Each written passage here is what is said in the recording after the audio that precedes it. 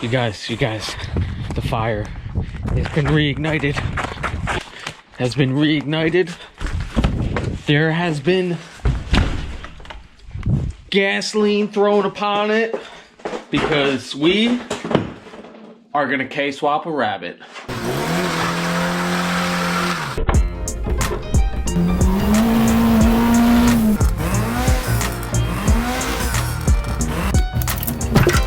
Who's there? Connecting rod. That's good.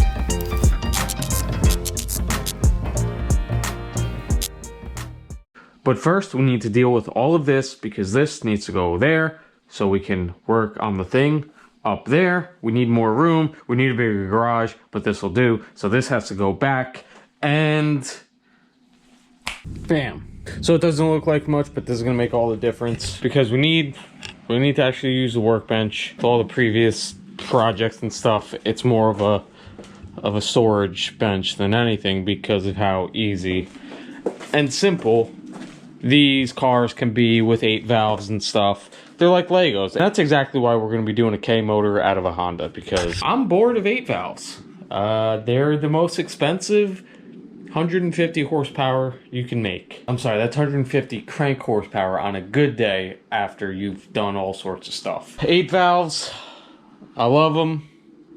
They're still going to hold a place in my heart. Surely we're going to end up putting one in a car again, or just working on one again. It's time to actually build something. And we're gonna do a K motor. Specifically, K24 2A, I think it is.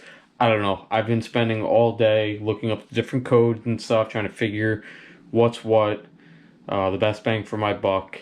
And it seems like the K24 out of a TSX is going to be the way to go. Next week, we're going to pick up the motor. Honestly, I would have gone today after work to go get it.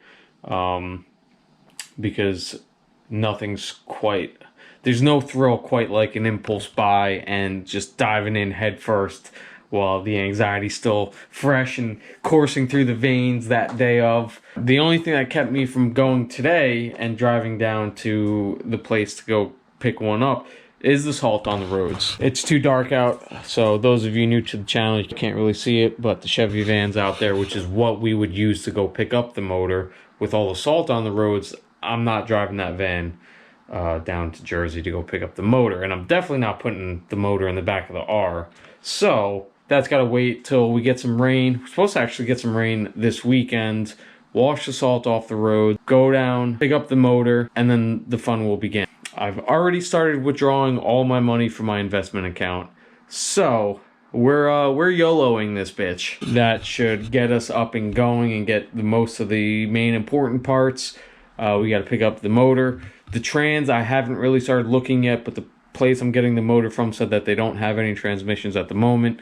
No big deal. The motor we're going to go get from JDM Depot. They're down in Jersey. I've never dealt with them before, but I have seen their name around plenty of times. I do know that that seems to be the place to go.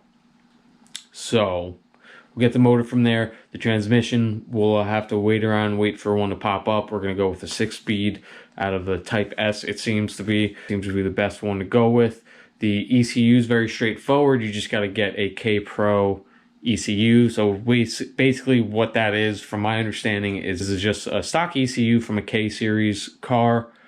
And then there's some hardware you implement into it, whether it's soldered in or clips in. But basically it's added hardware to basically unlock the ECU and give you all the good capabilities of tuning and running it as a standalone, more or less. Speaking of which, we also have to get a wiring harness and separate fuse box to put into the Rabbit.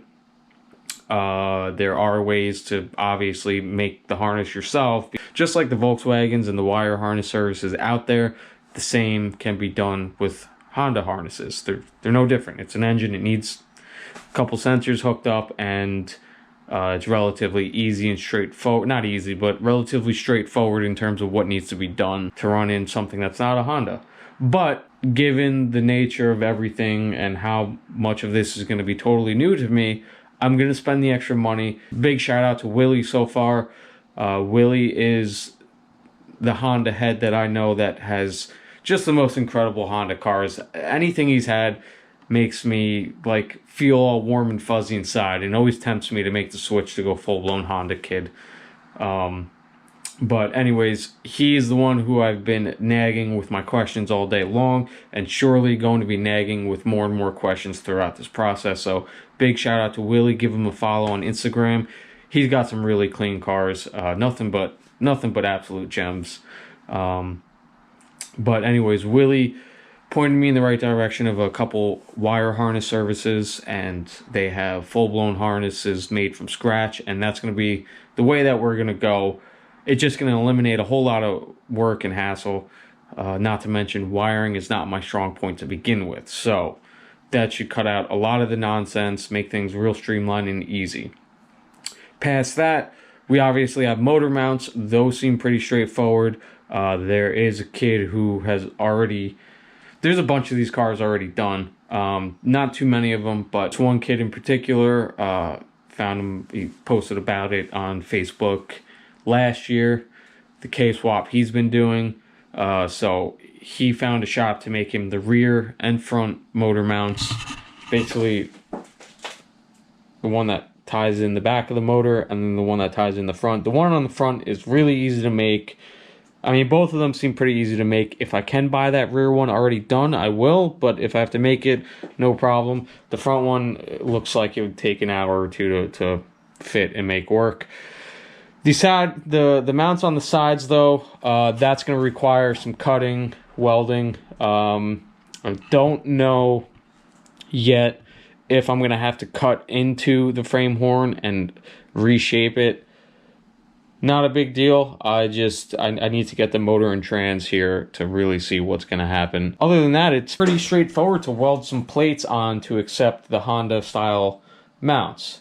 And fortunately, they're not very different from what these use. They don't have crazy like dampeners in them. They're just, I think on that side is just a block, and then on this side is the same thing, like a spherical type of mount.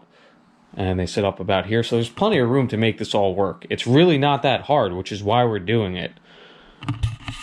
I've always wanted to do a K-swap, and you know what? I was sitting around today thinking like, oh, great, you know, I'm not really all that excited to be doing another 8-valve. It's going to be fun, but I know it's still going to be the same 110 horsepower.